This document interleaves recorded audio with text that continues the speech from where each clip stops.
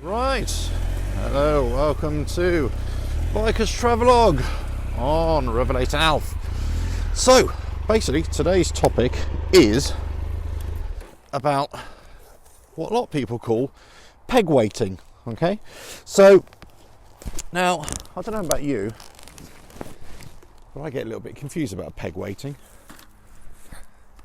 And so I've been riding bikes for, well, best part of my life, over 40 years. Always pretty much on the dirt trails. That's where I started off from. Now, this is what I can figure. Lots of people make lots of claims about peg weighting, adding weight to the pegs, leaning. But if you're on your bike, okay, and you're on the open road, and you're going really fast, let's say 60, 70, 80 miles an hour, if you add a bit of pressure to the pegs, as in you just sat on the bike and you try and push down on the peg, okay, but you're still in line with the bike, you're not really going to do anything. The bike might veer a little bit, but that gyroscopic effect that the bike wants to stay in a straight line, that's what it's just going to keep in a straight line.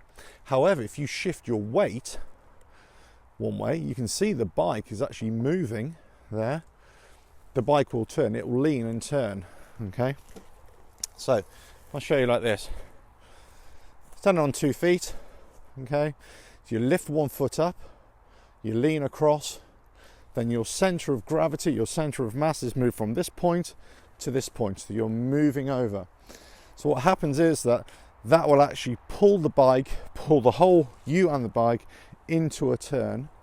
The weight shifts to one side and it pulls the bike into a turn. Okay, so the other thing you've got to consider is this, right? So you're into a turn,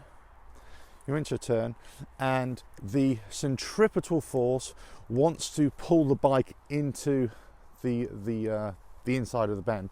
Centrifugal force wants to pull it out of the bend. Okay, so actually that can be quite effective for turning, just shifting your weight left or right.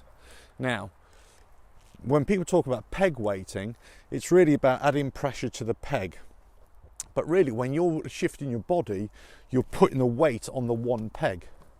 Now, you can bounce off the other peg, but really all you're going to do there is destabilize the bike a little bit, but you're still adding weight to the one side. So you kind of might do that, but then you'll end up going that way. So that's kind of peg weighting. It's not really about adding weight to the peg. What it is, it's about shifting the body and shifting the center of gravity off the bike. Now, when you're going fast, it doesn't really pay that much of attention on the actual peg weighting, but if you shift your body, it will work. You will move the bike. Right, so when you're going slower speed, here's the thing. So on a flat, hard surface, if you're actually peg weighting, if you like, shifting your body, you will turn the bike. But the problem is, people say, well, actually, you should do that instead of steering. The problem is, if you're on a flat surface, that's okay. The bike will turn as you've shifted the weight, added weight to one of the pegs, if you like, that peg weighting, and the bike will turn. But the problem is also, when the bike's in motion, if you shift your body and you're very loose on the handlebars, what will happen is that the steering will come into the inside as well, like that. So you'll turn. The steering gets very loose, you see, and turn. If you're off-road, this is what we're really talking about. This is what we're really interested in.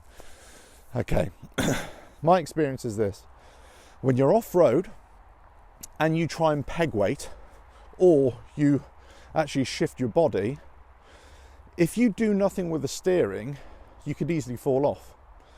Okay, you've got to keep positive control of that steering, whether it's loosey-goosey, okay, but you've still got to be able to correct it, because what will happen is, as you're going over uneven terrain, the front wheel will search, it will get deflected. If you put in a quick motion onto that left side or right side of the bike, it's going to move the steering, the front wheel, because there isn't a lot of gyroscopic effect.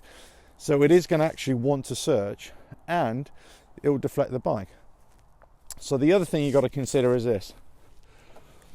The surface over which you're going over will want to destabilize the bike left and right. So you're actually going to be hanging off the bike left and right just to keep your balance. Sometimes the bike will want to go that way, so you hang off this way.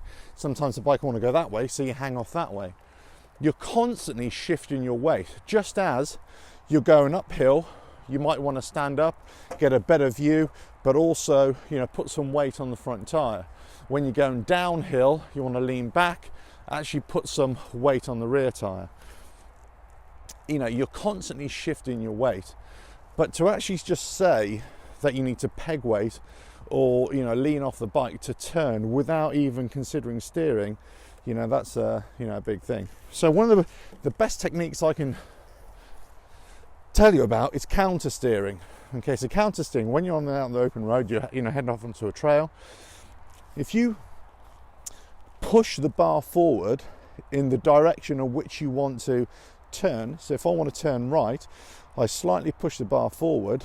That will change the geometry of the front tire, change the trail slightly, and it will actually make the front tire will turn left and bring in the center of gravity of the bike to the right, and you'll start to turn like that. If you add leaning into it, then you're going to turn even more. So leaning off the bike, you change the weight distribution, you add more drag onto the one side of the bike as well, aerodynamic drag, and that will pull you into the side, into the turn. So counter steering is the best way of doing it.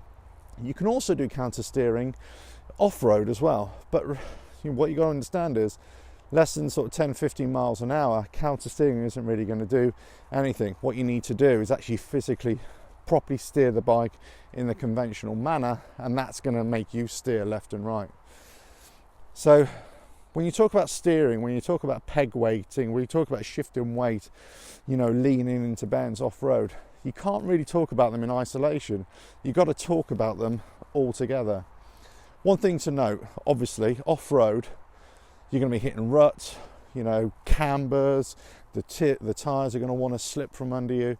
So, adding weight left and right just to make the bike turn might work in certain circumstances, but it might not work in others, and it actually might lead you to falling off as well. You've got to be able to constantly shift your weight just so you can get that balance and keep the bike upright. Okay, if you start to lean off the bike or lean the bike, you're basically reducing the contact patch, the surface area of the tyre with the surface. Now on the road, that's not so bad because the surface is always hard. Okay, off-road, the surface is always changing, it's always moving, so you can easily get yourself unstuck there. Anyway, this whole topic is a minefield, I find, and also I think that a lot of the videos out there don't really explain it that well, and they make it too simplistic. And certainly from my point of view, I'm not an expert, I'm not an instructor, I certainly wouldn't say that I know everything, but what I'm saying, I'm giving you my experience and tell you what works for me when I'm off-road. You are sometimes sat up, stood up on the peg, sometimes you sat down, and sometimes you're moving around the bike just to keep the balance. Sometimes you can add a bit of weight, lean into it, but really if you're going slowly, especially off-road, you should be steering the bike, actually physically steering the bike, and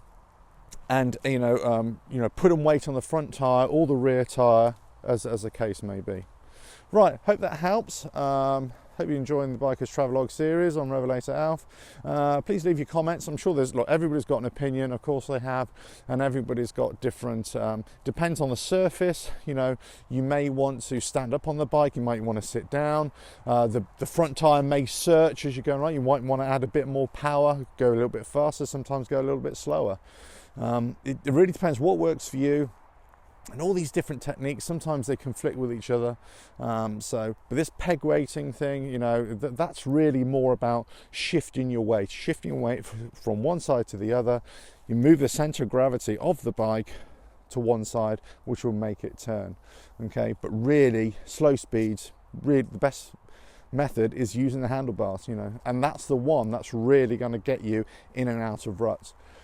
if you're going on really soft sand or something like that, then the front tire is going to want to search around, and you're really going to have to let that bike dance beneath you as you're stood up on the pegs. So you can add a bit of weight to one side, but really what you're doing, you're shifting your weight from one side to the other. But you've got to keep positive control of the handlebars, but it's loosey-goosey. You've got to let the front tire just make its own way.